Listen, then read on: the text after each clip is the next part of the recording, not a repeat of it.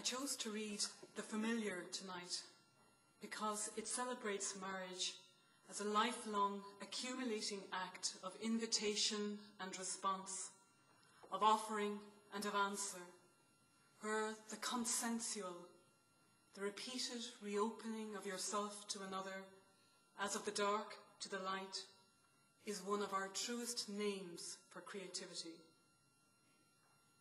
The art of Thomas Kinsella is, for me, a marriage art. The Familiar.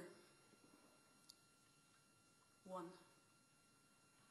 I was on my own, fumbling at the neglect in my attic, up under the roof over Bagot Street, remembering our last furious farewell, face to face, studying each other with a hardness like hate, mismatched under the sign of sickness. My last thoughts alone. Her knock at the door, her face bold on the landing. I brought you a present. I lifted in her case. It was light, but I could tell she was going to stay. 2.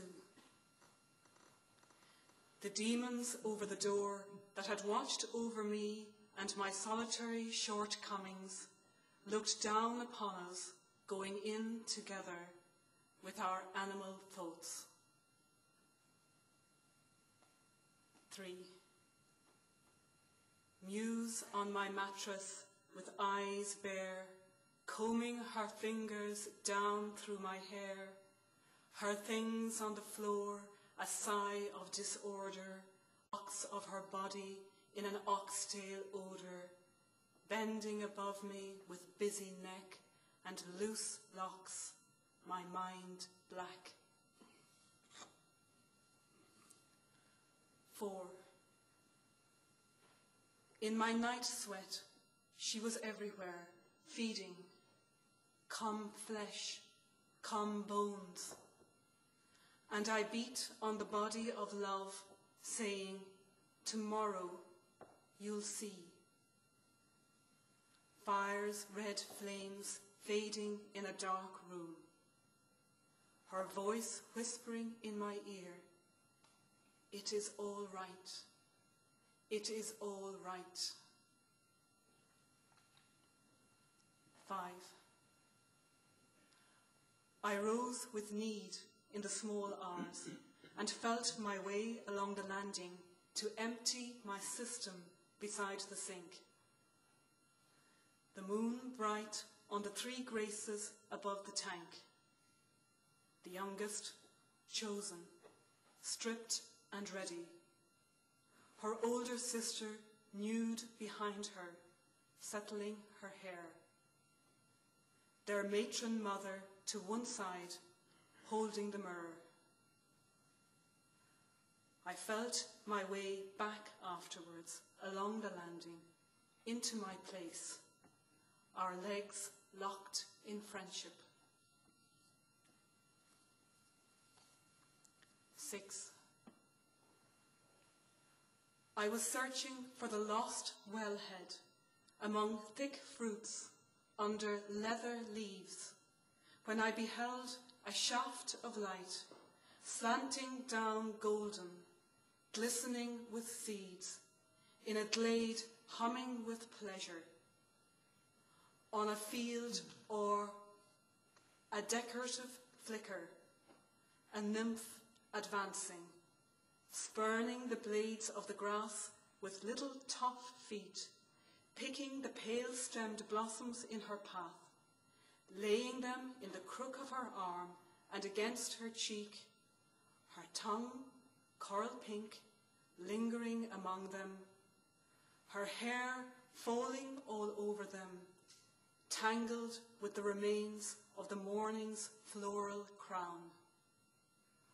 Her floral tresses lifted and swayed, whispering, come.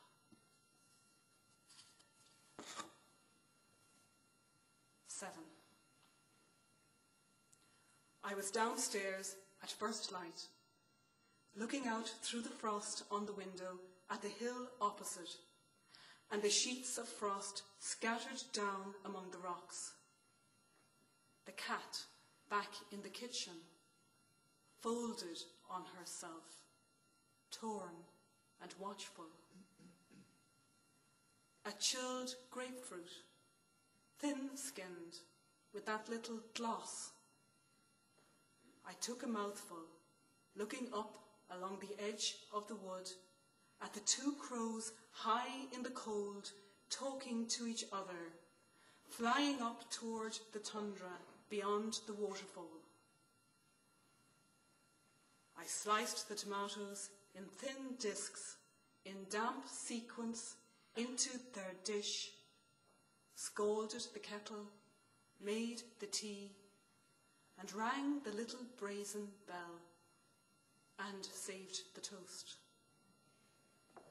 Arranged the pieces in slight disorder around the basket, and fixed our places, one with the fruit and one with the plate of sharp cheese.